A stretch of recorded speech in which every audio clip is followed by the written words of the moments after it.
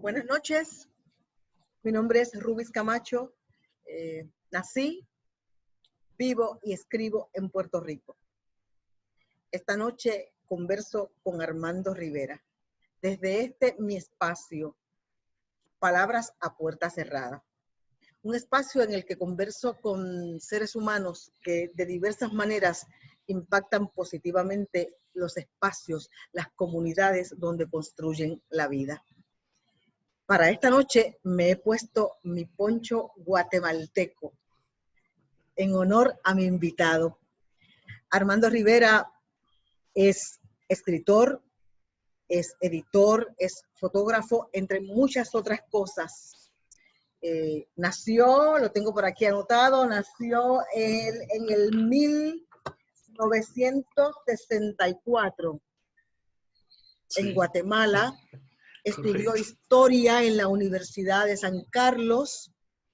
Recibió en el 1995 un premio de la Oficina de Derechos Humanos del Arzobispado de Guatemala, y de eso le preguntaremos más adelante, con una pieza narrativa titulada Los Pasos de Caín.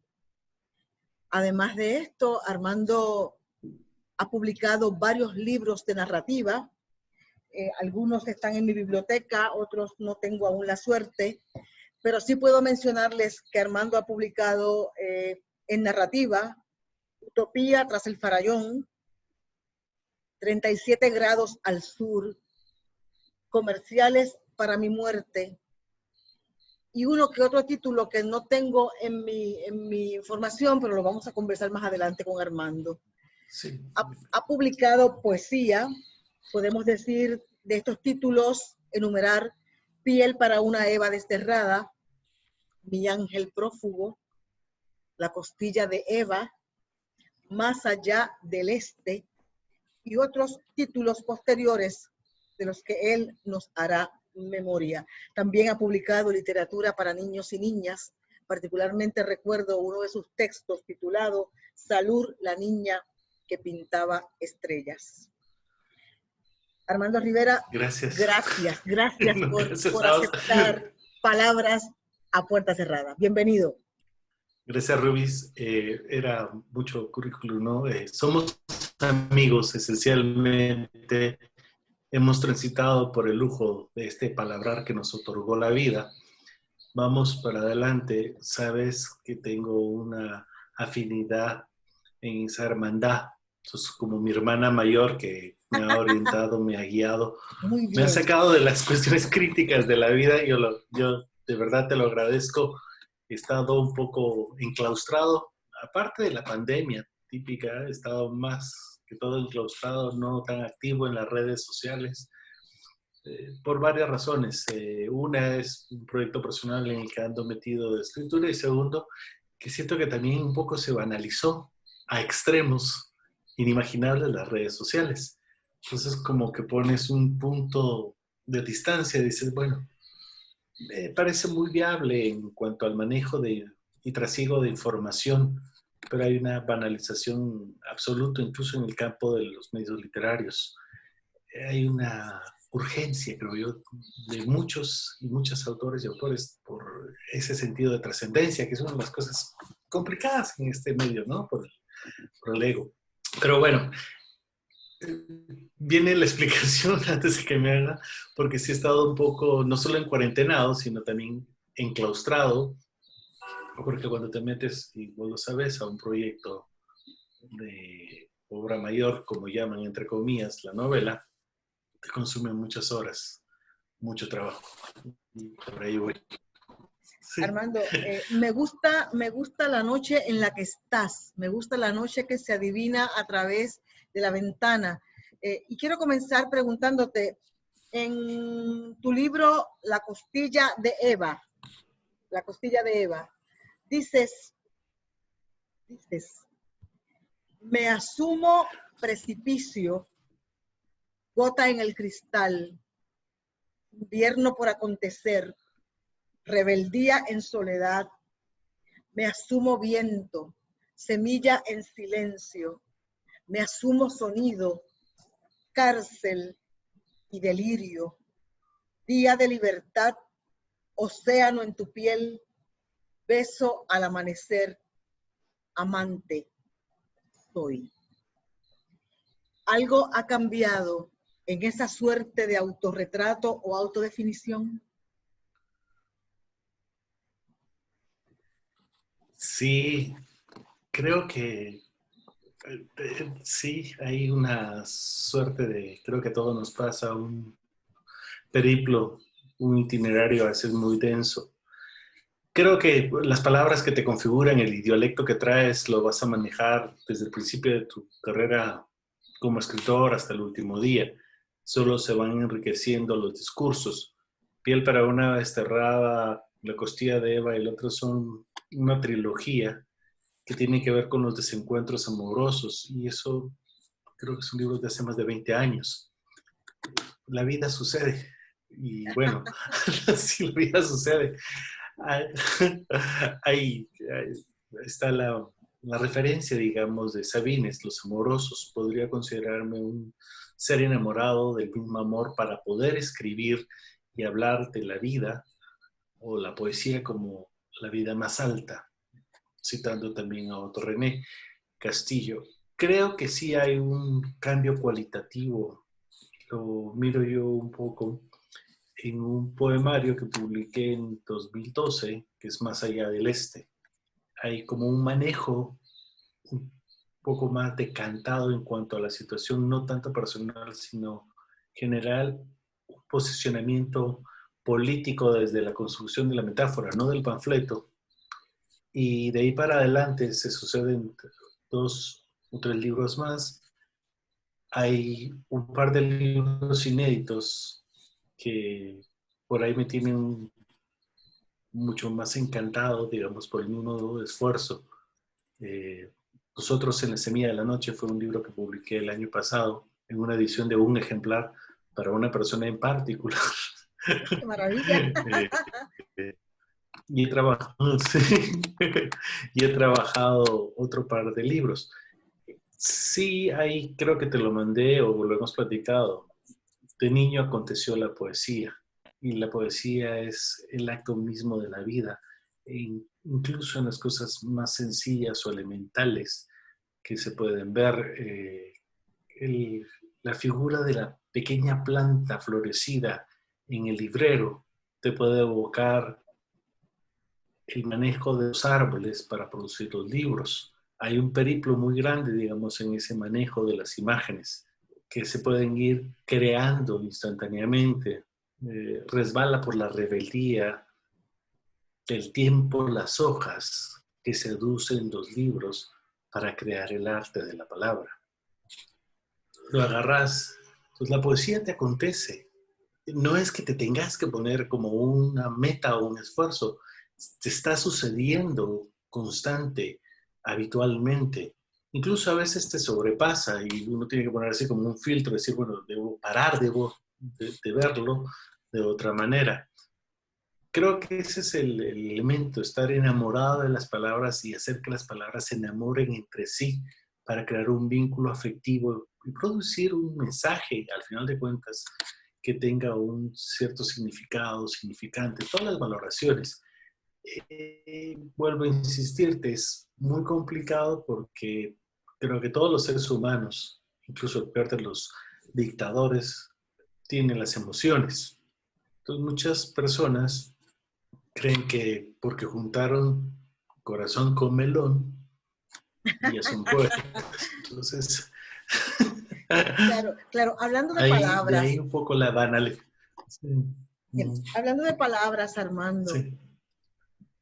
se ha dicho que la gran novela o la gran pieza narrativa acompaña a todo escritor o escritora, aun cuando no lo saben, porque la gran pieza narrativa de un escritor o de una escritora es la novela familiar, es la historia de la familia, es su historia familiar.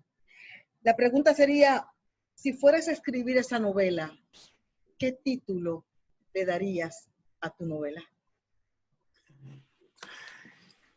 Eh, Creo que es una de las condiciones más complicadas el título.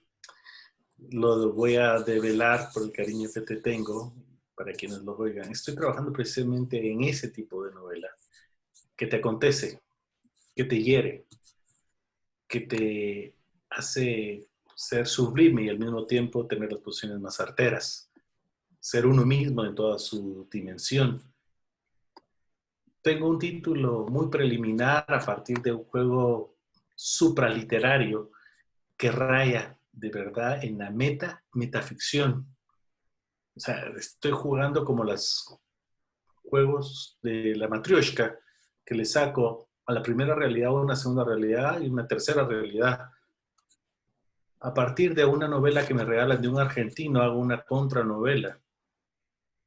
Interesante. Y lleva más o menos 250 páginas a partir de una serie. Entonces va creando sus propios personajes con un hilo narrativo que presupone buena parte de la ficcionalización del trazo de mi vida particular, pero es ficcionalizado. O sea, esa es una de las cosas más complicadas, porque cuando uno puede poner un personaje y lo hace verosímil, más artero, más cruel, un asesino, ¿fuiste asesino? Eso me recuerda que en Utopía tras el Farallón, esa primera colección de cuentos del año 98, cuando encaré el proyecto, fue ver la visión del sicario, del asesino, del ejecutor del mal.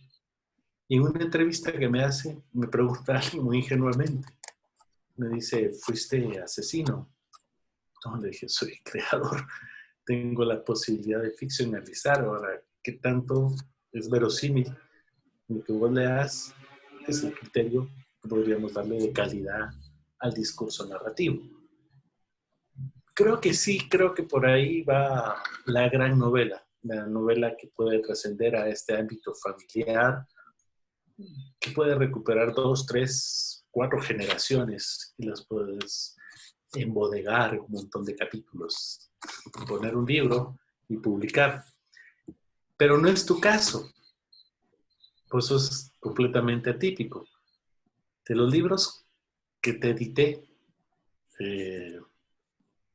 Sara, La rebelión de los deseos, que era el subtítulo que te propuse al final, es una novela histórica basada en un personaje bíblico y es un ejercicio de alta creación. Amas a Sara, odias a Abraham. Si no lo odias es porque estás mal, literalmente. Toda la desestructuración del sistema patriarcal lo haces desde esa visión literaria. Entonces yo te hago la contrapregunta. Vos comenzaste con esa novela. ¿Por qué tomaste esa novela y no una novela familiar o una novela con trazo familiar? Qué buena pregunta cuando viene de regreso. Yo creo que, bueno, no sé, yo conozco muy pocas historias felices eh, porque, porque posiblemente no creo en la palabra felicidad, o por lo menos en la acepción que le damos a la palabra felicidad.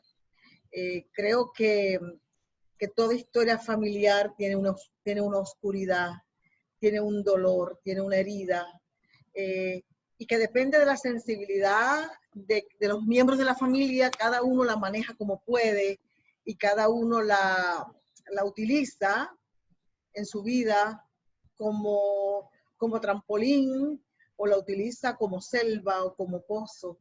Y a mí me ha costado mucho reconciliarme con mi historia familiar, pero ya comencé a escribir la novela. Ya comencé a escribir la novela, porque sí, porque no quiero irme de este planeta sin haber hecho ese ejercicio. Pero aún no me has dicho el título de tu novela. Creo que aventuraría una cuestión muy primaria. Tiene un título que solo se lo puse como un contrajuego, pero no tiene realmente ninguna calidad literaria. Hace poco te compartí, creo yo, el segundo relato infantil, que originalmente le había puesto El barrilete que no podía volar. O sea, ¿cierto? Es un título que escribí de un cuento para los 9, 10 años. No utilizaría un título de esa naturaleza igual. no tiene título todavía. No sé cómo lo voy a nombrar. Solo hay un contrajuego, dice contranovela A, pero no sé qué es lo que está contranovelando, contraficcionalizando. Eso me lleva a volverte a hacer la pregunta. Entonces, ¿por qué tomaste Sara? ¿Qué parte de la identidad como mujer se ve reflejada en tu personaje Sara? Finalmente es una ficción lo que creas de la novela o de los hechos narrados bíblicamente, ¿sí? ¿Por qué tomas Sara? ¿Por qué no tomas a Edith? ¿O por qué no tomas a cualquier otra de las cientos de mujeres que están nombradas ahí? Yo creo que Sara siempre fue una historia que estuvo desde la mediana infancia en mi memoria. Cuando me narraban la historia en el templo, me parecía siempre una historia muy injusta. Y escribir sobre Sara fue una manera de reivindicar, fue una manera de darle voz, fue una manera de contestar, de enfrentar lo que tú muy bien llamas un sistema terriblemente patriarcal, que es igual a un sistema terriblemente abusivo, un sistema que de manera terrible invisibiliza el poder, la voz, la capacidad de las mujeres. Y, y en Sara está mi voz, y en Sara está la voz de muchas mujeres de mi familia, y en Sara están mis protestas y mis dudas. Hablando de esta literatura en la que estamos nosotros, cuando recuerdas al Armando adolescente, ¿qué cosa lo hacía tremendamente vulnerable?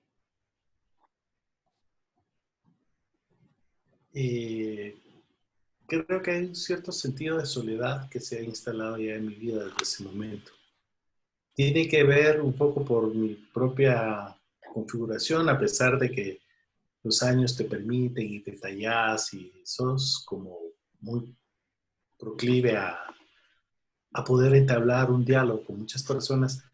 Hay una esencia muy particular que guarda mucha distancia de muchas cosas, que no devela. ¿Sí? Bueno, ese adolescente ya siente eso. Hay cosas que no puede contar, que le parecen hechos ominosos a la luz de los años. Eso creo que es lo que me haría como temeroso de ciertas situaciones que a veces se sobrepasan y me han sobrepasado en la vida. Vos conoces más allá de la literatura los trazos de hermandad que hemos llevado que pues, me han sobrepasado y digo, bueno, ¿a qué horas terminé acá? Sí, creo que por ahí va. Entonces, creo que hay un temor fundado sobre ese otro ser o esa otra personalidad de un tercero que me infunde cierto miedo siempre, ¿no? Que no, que no está, e ingenuamente he transitado la vida con bondad.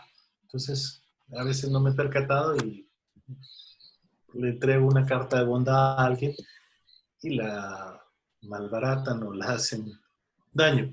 Vos conoces esa parte que creo que no vale la pena ahondar, ¿no? O sea, sí. Okay. Ese miedo y esa carta de bondad se transfiere a tu literatura o trabajas para que no se transfiera a tu literatura. Se va a develar, siempre se va a develar.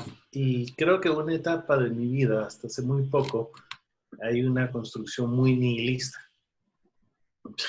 De verdad, o sea, si esto es la realidad humana y este es el contexto social y este es el proceso histórico en el que nos tocó vivir, sí hay que tener una dosis de cinismo muy grande para lograr sobrevivir. De ahí sale un poco el cuestionamiento, y a vos también creo que te pasó, la saga de volverte microrelatista. Desde mi posición, el microrelato es una pequeña historia y movimiento que te plantea o resuelve una paradoja, siempre con una posición cínica o crítica. Ese es el microrelato. Entonces, si yo vuelvo a leer Fraile Confabulado, cuando escupe, por ejemplo, hay un cierto rencor y un cierto odio frente a ese contexto humano que estás viviendo.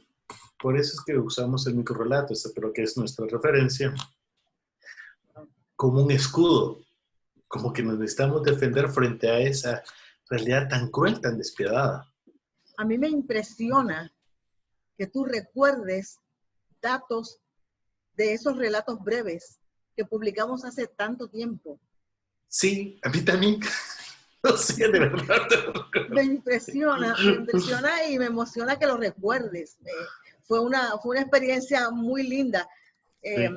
De hecho, aprovecho la coyuntura para preguntarte, ¿cómo pasas de estudiar historia a la literatura? ¿Dónde se da la transición o si nunca la hubo? No, sí hubo un hecho desencadenante muy doloroso a partir de una anécdota estudiantil con una cauda de sufrimiento humano terrible. Cerró la carrera y estoy preocupado en la posición académica, en buscar un discurso que se vaya a hilar conforme eso.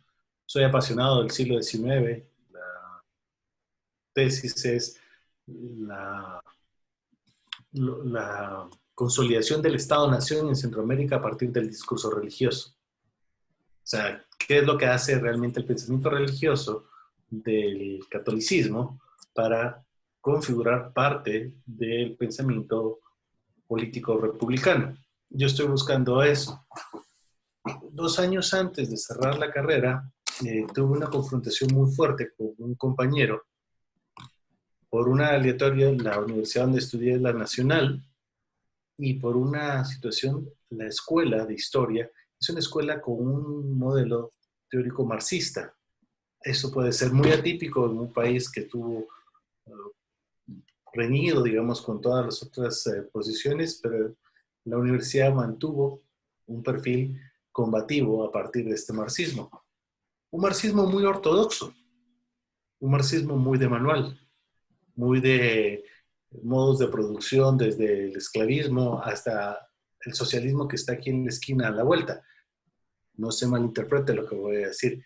Creo en la capacidad humana de generar una mejor sociedad y el socialismo puede ser un modelo que se puede llegar a desarrollar e interpretar. Pero la realidad humana ha venido demostrando otra serie de variables. El hecho terrible es que en un curso final, un compañero, Estuardo Peña, debate conmigo y entramos en una confrontación desde la posición académica a la posición política, a la posición militante. Él era un académico marxista sólido y militante, que a su vez es asesinado. Un día domingo lo matan en esos años terribles de la guerra al regresar de trabajar en la puerta de su casa enfrente a su hija de 5 años. Es un hecho muy doloroso. Entonces, termino escupiendo, porque no lo puedo llamar de otra manera, el relato Los Pasos de Caín. O sea, ¿qué es lo que puedo salir? La rabia que me puede causar, el dolor inmediato frente a un ser humano con quien tenía, te lo digo, una diferencia académica, pero nadie, por muchas diferencias, incluso políticas, ideológicas, merece ser asesinado. Merece la vida. Obviamente las derechas y las ideologías de odio asesinan gente.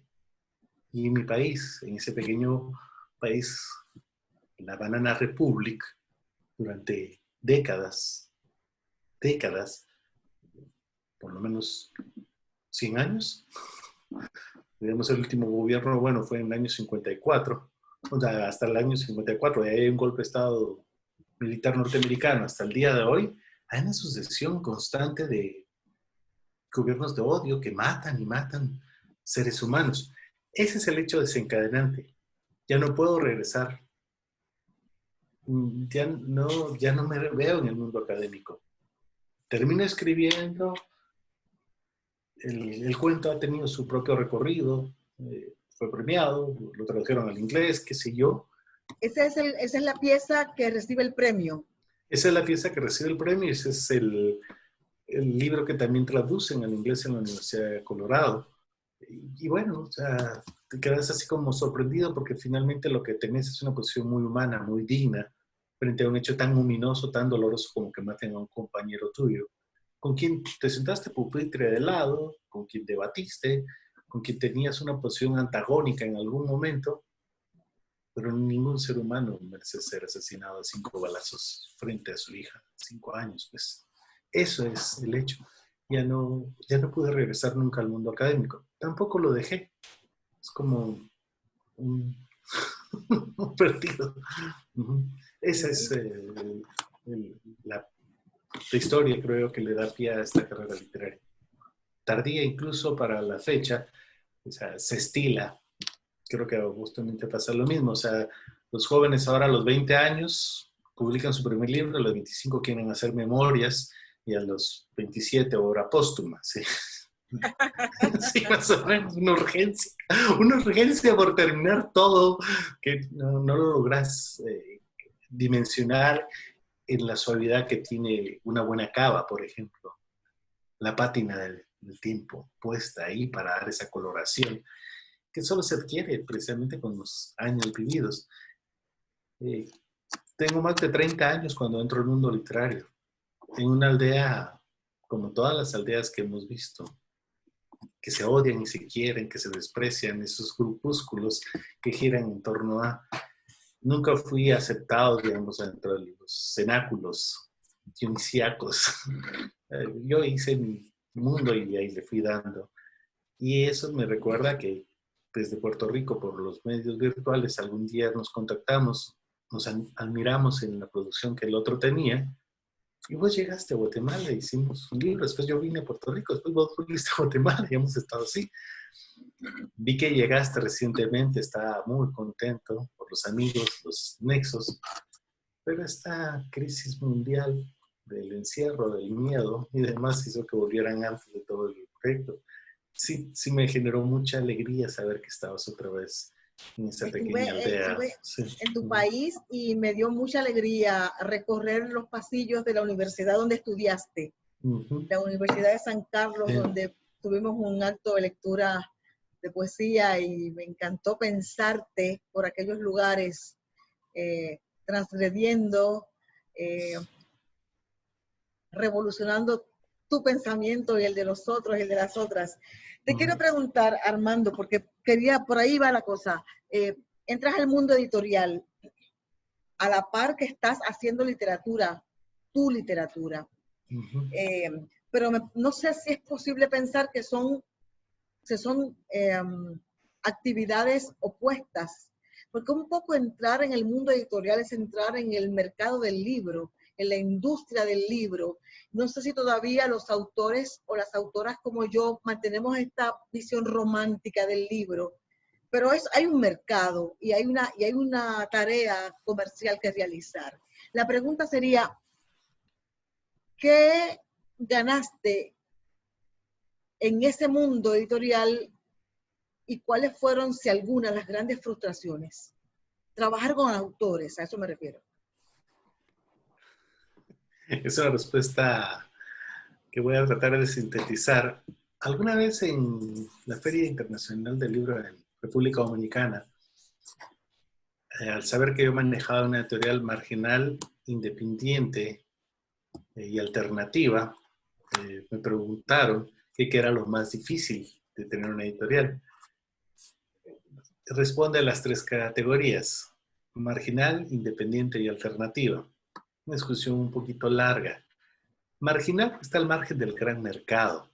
Independiente porque no recibe realmente fondos del Estado o de alguna entidad de gobierno pública para financiarse. Y alternativa porque produce precisamente todo aquello que el mercado desdeña porque no le parece comercialmente válido. Pero lo comercialmente válido no siempre es una fórmula literaria que tenga contundencia.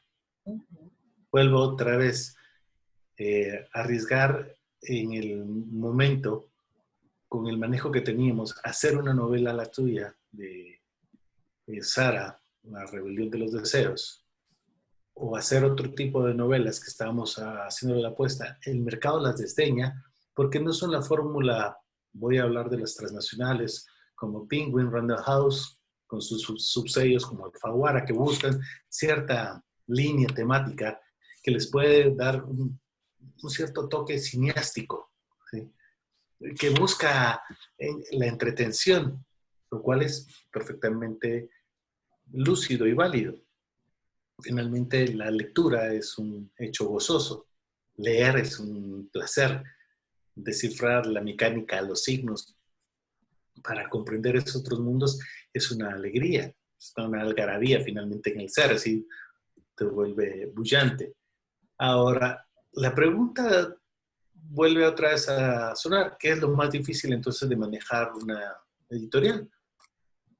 Los autores y autoras, le contesté, y un periodista me miraba así como... Los ¿Sabes qué? autores y autoras, claro.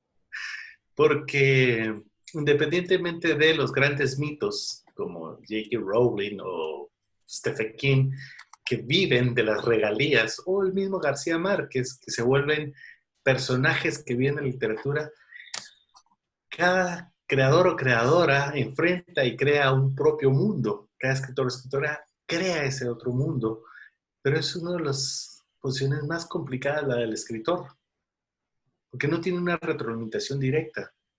Entonces, el ego muy jodido de los escritores y escritoras los hace verse muy canallas. Vamos, sale un hombre que toca una guitarra y hace una canción y lo puede en 4,000 gentes. Viene un artista plástico y pinta un cuadro y hay 8,000 fotos. Viene alguien en teatro, por muy marginal que sea, vienen y le aplauden. El escritor tira su novela y eventualmente alguien de acá le dice, qué mal lo que escribiste, no me gusta.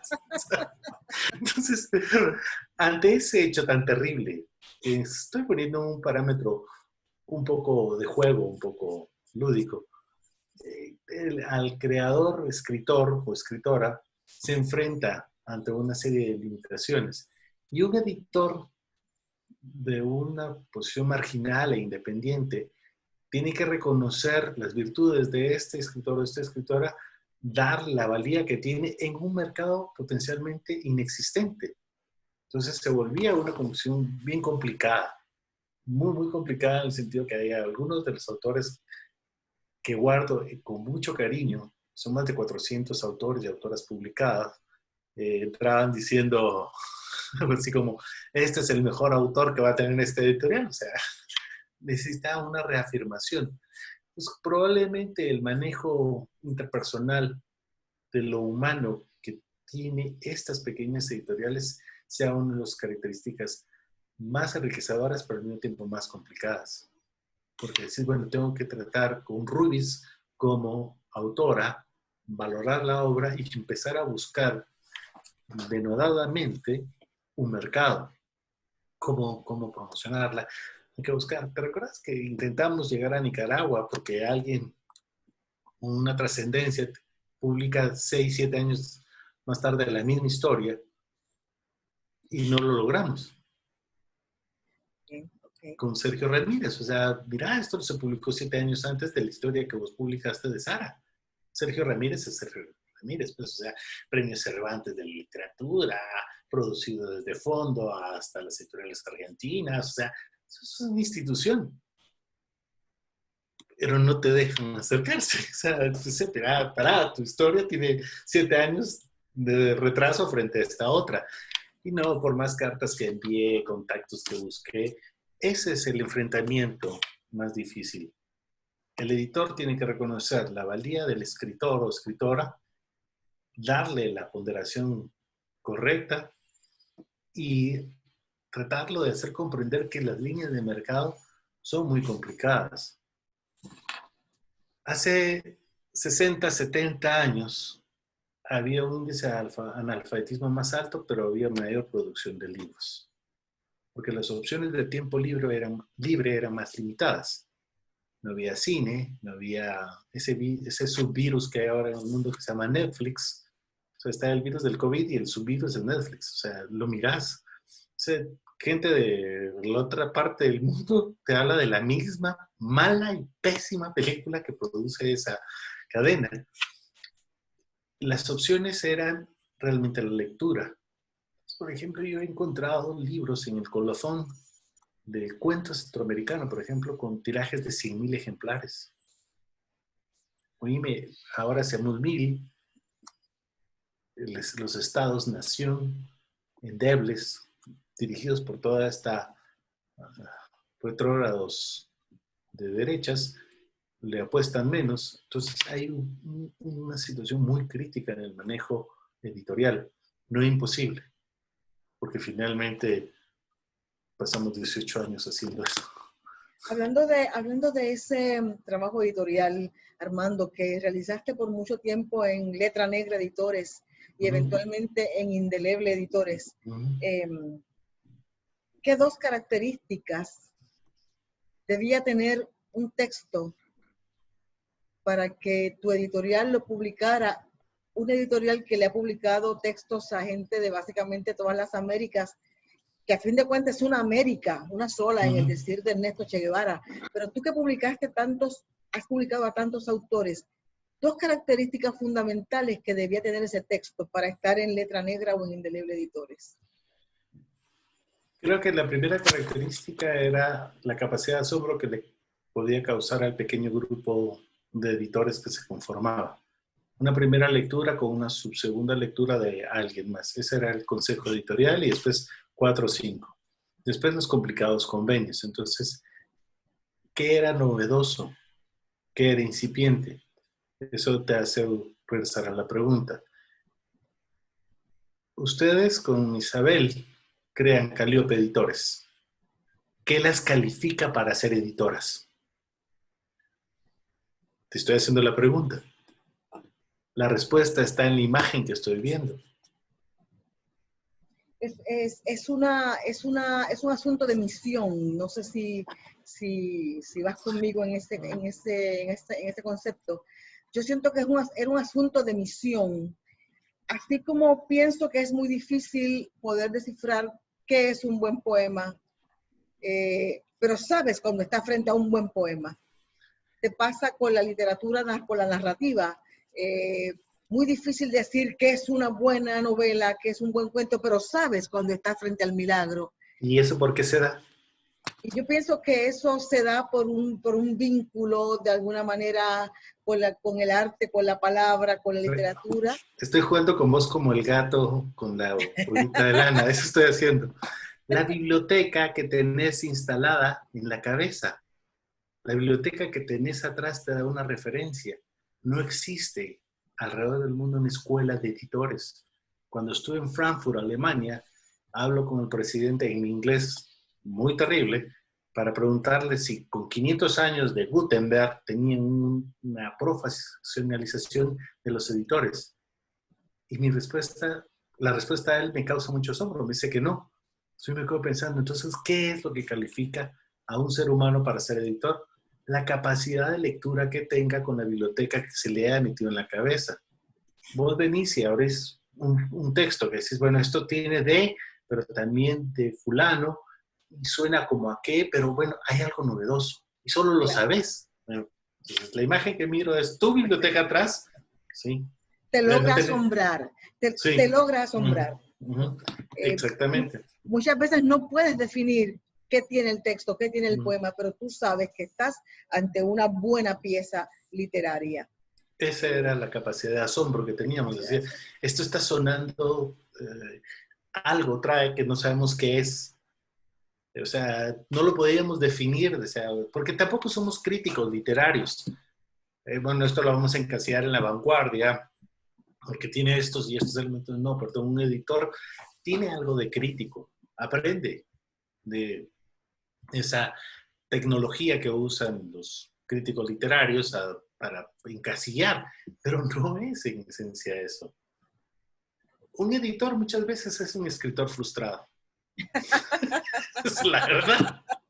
O sea, yeah. Bien. Pero pasando de tu etapa más activa como editor Háblame un poco de una inclinación que descubrimos en los últimos años, una inclinación tuya a la fotografía. ¿Retomas la fotografía o surge como una nueva pasión en tu vida? De hecho, yo nunca dejé la fotografía. Cargué con el puesto, es cargar con el puesto de director, pero el director, a la hora de producir un libro desde esa posición de editor, sabe qué es lo que va a llevar la portada. Esto es una imagen, pintura, fotografía, algo. Nací en una familia de fotógrafos. Eso probablemente en algún momento lo ponga en este trazo biográfico novelado. Antes de los 6 años descubro qué es lo que está haciendo mi padre con 2 cámaras que tiene. Tiene una cámara de origen ruso que es una Yashica, ¿sí? Tiene una Nikon y una Canon. Pero no es que el manejo técnico, ¿no? Interpreto que le está contando una historia de luz.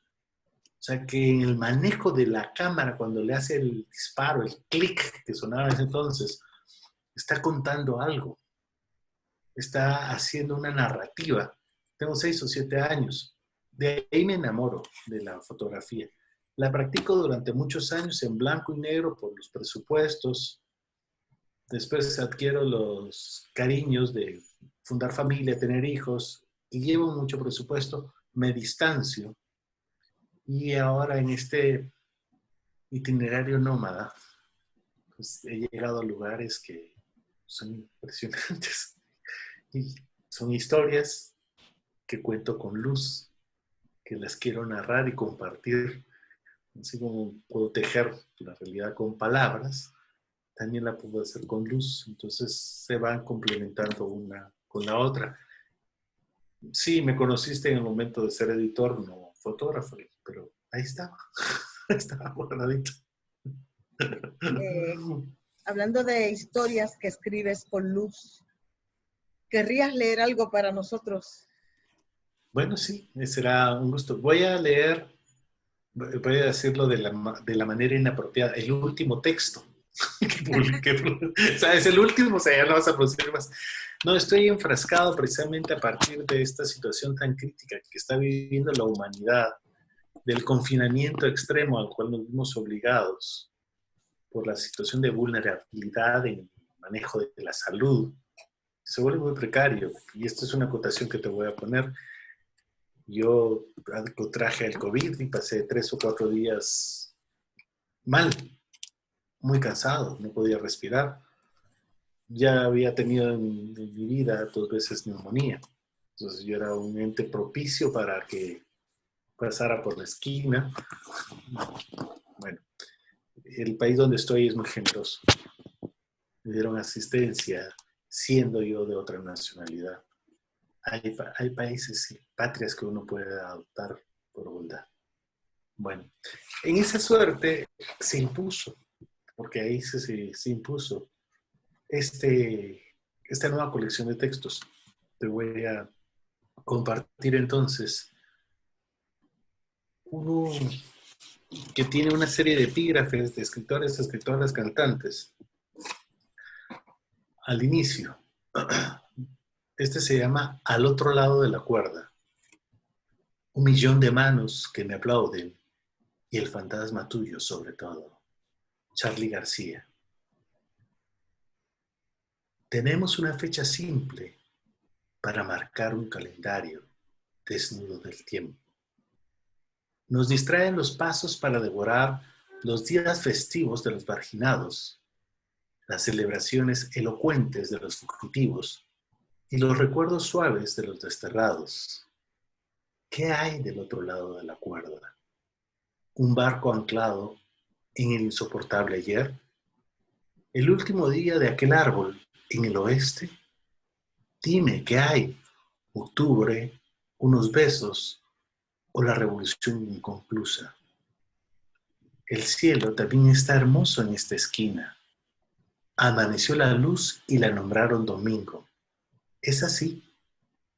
Recuerdo sentir la vida desde otras disidencias, los abrazos cómplices en las madrugadas, los ríos que se fugan montaña adentro y el siempre de las margaritas en el deseo. Tendremos la memoria insomne del mañana. ¿Qué nuevos signos habremos de inventar para contar estas horas? Agotadas las palabras se escaparán de la ciudad. Formarán un paisaje de alfabetos rebeldes. ¿Quién los podrá descifrar? Sé que las sombras dictarán un discurso. Los pétalos de tu jardín guiarán un levantamiento. La prudencia iniciará una sedición en el barrio. Tan recatada la oquedad estallará en colores. Todo será un acto de insubordinación y nuestra clandestina posición de amantes en la distancia será la principal acto de subversión que amarre la vida al este instante del siempre que cae perpetuo desde nuestra mirada. Por ahí quedaría. Gracias. Hermoso, hermoso, hermoso. Gracias por esa lectura iluminada. Me imagino que volveremos a conversar en otro momento. Agradezco mucho este espacio de amor, de palabra, de luz. Y te abrazo desde la distancia, pero sabes que es de corazón a corazón. Gracias, Armando Rivera. Gracias, Rubis. Nos vemos pronto y platicamos en privado algún par de detalles que podemos hacer. Adiós. Claro que sí. Chao.